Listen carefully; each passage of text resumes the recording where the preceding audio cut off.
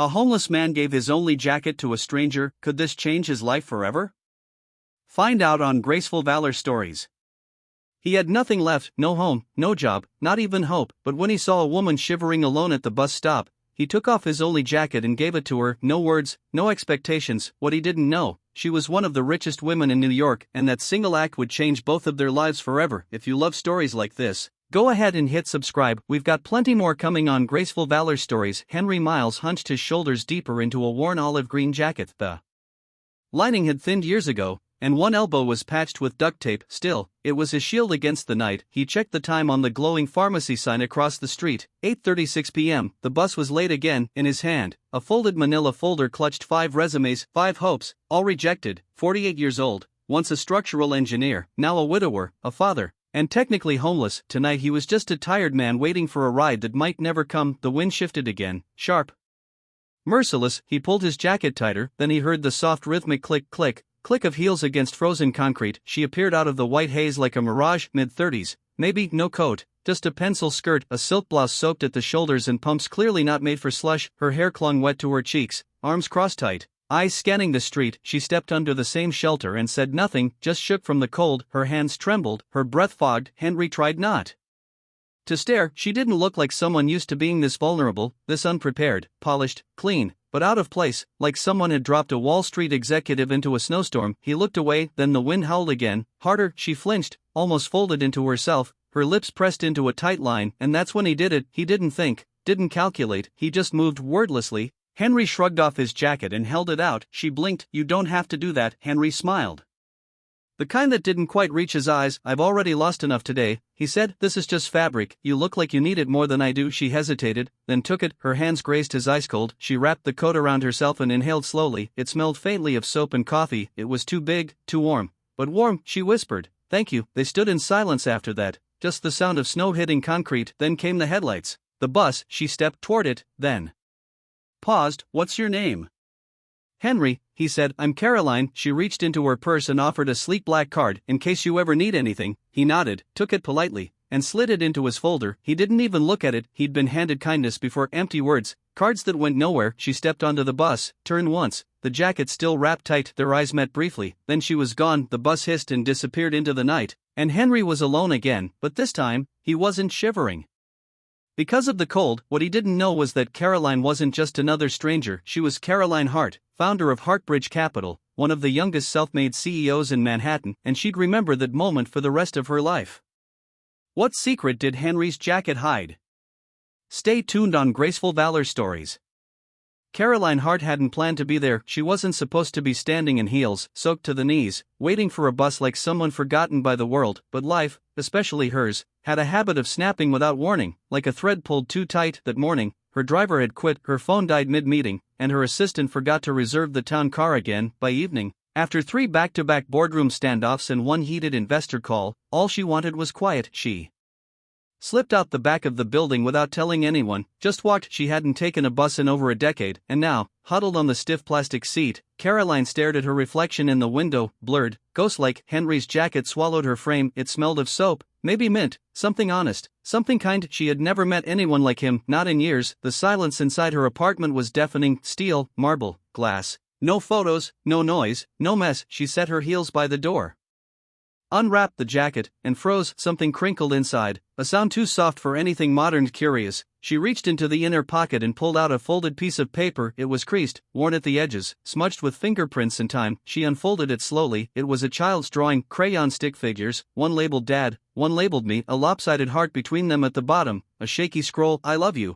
Daddy. Noah. Caroline's throat closed. Noah, the name echoed in her mind like a long-lost memory. She sat down hard on the edge of her designer couch, the drawing trembling in her hands. This wasn't just a man who gave her his coat, this was a father, a man still carrying his son in his pocket. Even now, even in this cold, she remembered the night like it was stitched into her bones. 12 years old, no home, no food, just the sharp bite of winter and the ache of being invisible. And then a man, a stranger with kind eyes and a coat that smelled like tobacco and old leather. He'd wrapped it around her shoulders and said one thing, you'll be all right, sweetheart, I promise. She never saw him again, But she never forgot him either. That man had changed everything, and tonight, another stranger had done the same. She hadn't slept, the city buzzed beneath her, endless and indifferent, but in her hand, she held something fragile, something real. She pressed a button on her desk. Rachel, she said quietly, I need you to find someone. Of course. Who? His name is Henry, that's all I know. He gave me his jacket last night at the 56th and Madison stop around 8:30 p.m. Silence, then I'll start with traffic cams and MTA logs discreetly. And Rachel, yes, this stays between us. It took 4 days, dozens of calls, and more effort than most of her investors were ever worth, but finally, a name, Henry Miles. Former structural engineer, no current address, last seen near a warehouse in the Bronx, sleeping in an old truck with no plates. She didn't know what she'd say, didn't know what she owed him, but she knew one thing with certainty: no one who gives their only coat on a night like that should ever feel forgotten. Caroline stepped out before the driver could open the door. She wasn't wearing heels today, just boots, a long coat, and the same look in her eyes she wore in boardrooms, calm but unshakable. Ahead, parked half hidden behind a loading dock, sat an old '98 Chevy truck, windows fogged, paint chipped like forgotten armor. The windshield was cracked, tires partially sunk into slush. Inside, she could just make out a silhouette. She walked forward, the gravel crunched under her boots, her breath fogged in front of her, and then the truck door creaked open. Henry stepped out. He looked tired, not just in the face, but in the bones, hair grayer than she remembered, jacket gone, same boots, same posture. When he saw her, he froze, mid-step, blinking hard, recognition setting in like dawn eclair. His voice rasped like gravel. Caroline smiled, small, uncertain. Hi, Henry. He glanced behind her, saw the car, her clothes, the way she stood, not hunched like him, but grounded, his arms folded across his chest, unconsciously defensive. What are you doing here? He asked. She hesitated. I came to find you. Henry gave a soft, bitter chuckle. Why? Because I couldn't stop thinking about that night, about what you did. Henry shook his head, stepping back slightly. I didn't do anything. You were cold. I had a jacket. No, she said gently, you had your only jacket. He looked away. You didn't know who I was. You didn't ask for anything. You just gave, and I haven't forgotten that. Henry exhaled slowly, visible even in the freezing air. You tracked me down for gratitude. She smiled, but it was a sad smile. No, I came because sometimes people do something good and no one ever sees it. I wanted to see it. I wanted you to know it mattered. I found this in the jacket pocket, she said, holding it out. Henry's face shifted, his guard faltered. He took it gently, hands trembling slightly, and stared at the crayon lines. That's my son, he said quietly. No, he drew it years ago. Is he okay? She asked. He's with foster care, Henry said, until I can get stable again. Then more quietly, I promised him I'd come back. Caroline's throat tightened. She looked at him, not with pity, but with something heavier, respect, pain, recognition. You were an engineer, right? He nodded. Before my wife died, then it all just fell apart. Sold the house, moved, took odd jobs, did what I could, and now, he shrugged, now I wait, applied, wait again. Caroline studied him, a man who once built hospitals and schools, now standing in a snow-covered parking lot carrying hope in a folder. I want you to come with me, she said. Henry blinked. Why? I want to show you something. No suits, no boardrooms, just trust me. He hesitated, looked down at his boots, then up at her face. For a moment, he saw the little girl still hidden behind her sharp CEO eyes. Okay, he said. What life-changing opportunity awaits Henry? Discover more on Graceful Valor Stories. Finally, he fidgeted, conscious of the smell of old denim and metal on his sleeves. She didn't speak, just occasionally glanced sideways, watching him more than the road. After 25 minutes, the car turned into a quieter neighborhood, brick buildings, clean streets, a painted sign on a fence, Thomas's Place, a safe space for every child. Henry stepped inside. He stopped short. Bright-colored murals, hand-painted signs, paper hearts taped to the walls, children playing, reading, laughing, volunteers tying shoes, wiping spills, smiling. He looked at Caroline. This place, she nodded. I built it, she said softly, because someone once gave me their coat and sat with me all night. It changed everything. Henry didn't speak. You reminded me of him, she said. You didn't ask who I was, you just gave. That kind of person changes lives. He blinked quickly, trying not to let it show, but his throat burnt. It had been years since he felt this needed, seen, safe. Caroline touched his arm. I don't need you to fit into a boardroom, Henry. I need you to remind people what it means to care. Henry looked down at the city. His reflection in the glass was worn, lined, and hesitant. Behind him, Caroline stood with a manila folder in her hand. This is for you, she said softly, offering it. He turned slowly, took it. What is it? A proposal, she said. A job, a new beginning?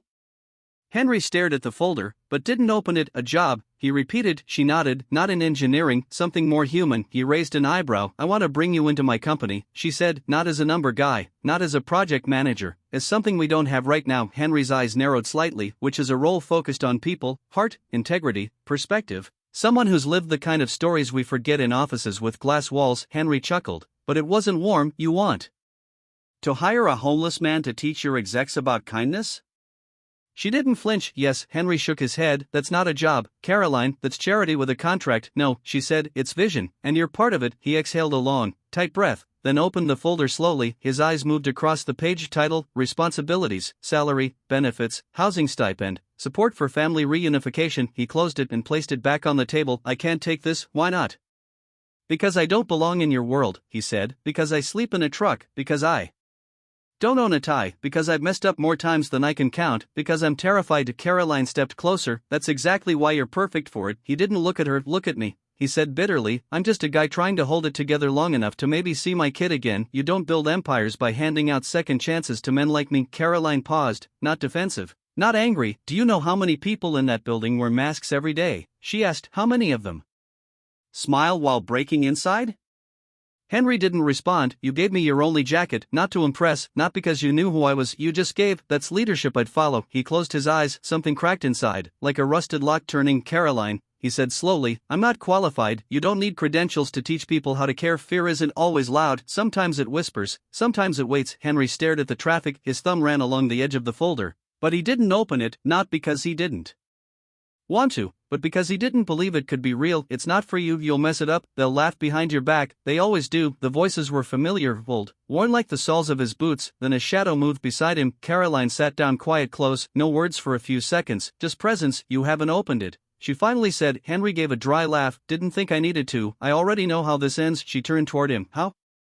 Someone like me doesn't end up in places like this. You don't build companies like Heartbridge by hiring men who wash their hair at gas stations. She didn't argue. Instead, she stood. Come with me, she said. He looked up. No suits, no boardrooms, just 1 hour, please. Inside, laughter echoed, children played, handprints lined the walls. It smelled like bread and hope. Caroline led him to the back, a playroom filled with old toys and new joy. This place, she said, was named after the man who gave me a coat when I was 12. He didn't speak much. He just stayed. He saved my life that night. Henry didn't speak, and last week, someone else gave me a coat, she added. Didn't know who I was, didn't ask for anything, just gave. She turned toward him. You remind me of him, not because of what you gave me, but because of who you are. Henry blinked slow, tight, fighting the sting behind his eyes. I don't need you to fit into a conference room, she said. I need you to remind people of this, of what it means to care. He swallowed hard. The sound of a child laughing nearby was almost too much. He nodded. Not for the money, not for the job, but for the first time in years, he believed he might still matter. There was no welcome banner, no headlines, just a quiet introduction. Caroline stood beside him and said, this is Henry Miles. He's here to help us build something more meaningful than profit. Polite nods followed. One executive raised an eyebrow, another tapped impatient fingers on a tablet. Henry didn't flinch. He didn't bring charts or strategy decks or buzzwords. He just began to speak. I used to build things, he said. Bridges, schools, hospitals. He held up his hands. Now I sweep construction sites, fix gutters, sleep in a truck parked behind a warehouse. A few faces shifted, uncomfortable, curious. I don't have an MBA, he said, but I know what it feels like to walk into a job interview with holes in your shoes and hope in your pocket. Silence. I know what it's like to hold your son's hand and promise him it'll get better when you're not sure you believe it yourself. A pause, then softly, but I also know this, people don't leave companies because of bad coffee or slow computers, they leave because no one sees them. That last line landed. No data needed, just truth. He didn't preach, he asked questions. Do you know the name of the janitor on your floor? When was the last time you listened without thinking about what you'd say next? What would you do if someone cried in the break room?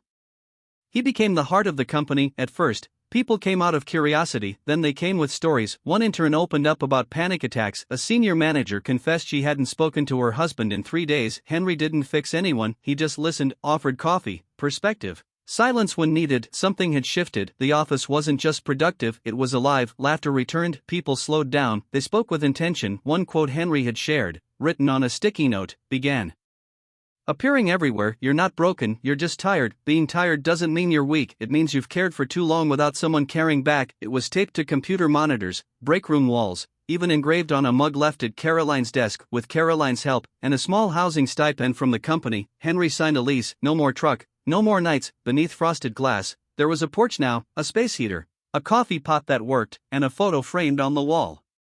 Noah, age 7, crayon smile. He whispered, I'm trying, buddy, I really am. They didn't talk about the company, they talked about books, about her childhood, about Lily, Henry's late wife, about Noah. Do you see him often? She asked. Henry shook his head. Not yet, the caseworker said. I need 6 months of stability, a safe place, income. I'm getting close. Caroline paused, then said softly, I think you're already there. That night, She stood by the window, jacket folded on her arm. It still smelled of something gentle, soap, memory. She thought of Henry, and for the first time in years, she didn't feel like she had to carry the world alone. It was Caroline's idea, but the theme was Henry's. One small act can rewrite a life. The company would shut down for a day, employees would volunteer across the city, soup kitchens, shelters, classrooms, and at the center of it all, a glass display case. Inside it, the olive green jacket frayed at the cuffs, duct tape on one elbow, beneath it, a plaque.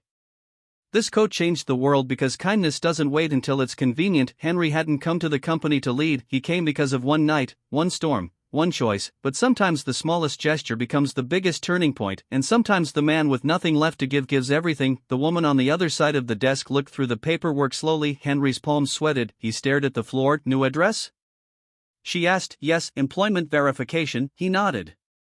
Heartbridge Capital Cultural Development Team. She raised an eyebrow, surprised. That's a big name. Henry gave a small, shy smile. Stable income, housing, no violations. You've done everything we asked. Henry swallowed, his voice caught. So, can I see him? The caseworker's face softened. You can do more than that. Henry's fingers trembled as he reached for the doorbell. He didn't expect a choir of trumpets, he just wanted his son to recognize him. The door opened slowly. A boy, maybe 15 now, taller than before, same eyes, same lopsided smile, holding a game controller in one hand. For a second, they just stared at each other, then the boy blinked, stepped forward, squinted. Dad. Henry nodded, a pause, then the boy dropped the controller and hugged him hard, tight, like the kind of hug that puts years back together. Henry tried not to cry when Noah said, "You kept your promise." He didn't answer, he couldn't. But his eyes said everything. She knocked once gently. Hey. Henry looked up. Hi, I heard Noah's back. He smiled. Yeah, first dinner together in 5 years. She handed him a folded piece of paper, and this just came in. He opened it slowly. A full-time permanent position. Benefits, family support, flexibility, a line item, family reintegration bonus. Henry blinked. I didn't ask for this. Caroline tilted her head. I know, that's why you deserve it. Henry walking Noah to school, coffee in hand, scarf flapping in the wind, Noah sketching on the porch, Henry reading beside him, Caroline and Henry laughing over takeout on a park bench, volunteers painting a mural at Thomas's place. Henry's quote in bold, kindness doesn't require perfection, just presence. He had once wondered if he'd ever matter again, if he'd ever build anything real again, if hope was something other people got to hold. Now Hope sat across from him at the dinner table, laughed beside him in meetings, walked home with him after school. Caroline stood at a podium, behind her, the old olive jacket, still patched, still proud. She began. A year ago, a man gave me his only coat. He didn't know who I was, he didn't ask questions, he just gave. That act didn't just change my night, it changed the direction of this company. It reminded us that success without soul is failure in disguise. She turned toward the edge of the stage. Henry, will you come up here? Applause followed, not polite applause, earned, roaring, rising. Henry stepped up, wearing a simple black suit, pressed, quiet, humbled. She handed him a small envelope. He opened it. Inside, the deed to his new home, stamped official, no more trucks. She whispered with a smile. He couldn't speak, just nodded, overwhelmed. I kept something too, he said, inside a silver ring. Caroline blinked, eyes shimmering. You said the coat changed your life, but you changed mine. You gave me my son back, you gave me a reason to try again. Breath. Caroline Langston, will you marry me?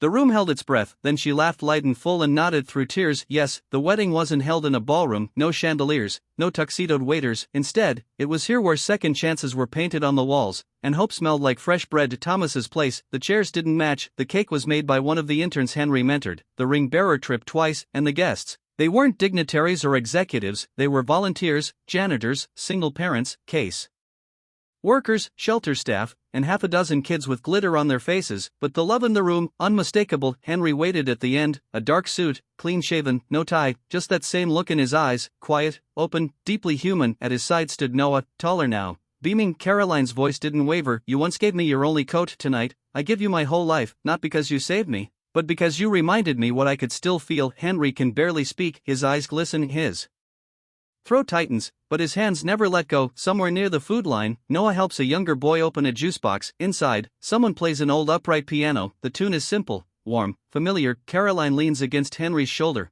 watching it all. We didn't plan any of this, she says. No, he replies, but somehow, it's perfect. Henry and Caroline side by side, Noah beside them, behind them on an easel. The old olive jacket preserved in a glass frame, faded, torn, but now eternal. This is the image that would later go viral. Posted, shared, reposted, thousands of comments, millions of hearts. The coat was never meant to be a symbol, it was just fabric, frayed and thin, but when someone gave it without expectation, It became something sacred. Henry giving a keynote to a room of exhausted founders. The most successful people I know are the ones who never forgot what it felt like to be overlooked. Caroline launching a new foundation, One Kindness Fund, startup grants for kids from foster care. Noah teaching art at Thomas's place. Crayon drawings fill every corner. A bus stop. Winter. A young man takes off his hoodie and offers it to an elderly woman without a word. One small act of kindness can rewrite a life. Henry Miles. Henry didn't build bridges anymore, not the kind made of steel. He built moments, conversations, small sparks in forgotten places, and sometimes that's all the world needs. Not perfection, not credentials, just presence, just heart. If this story reminded you of something good, share it. Someone might need to feel it, too. This is Graceful Valor Stories. Stay kind.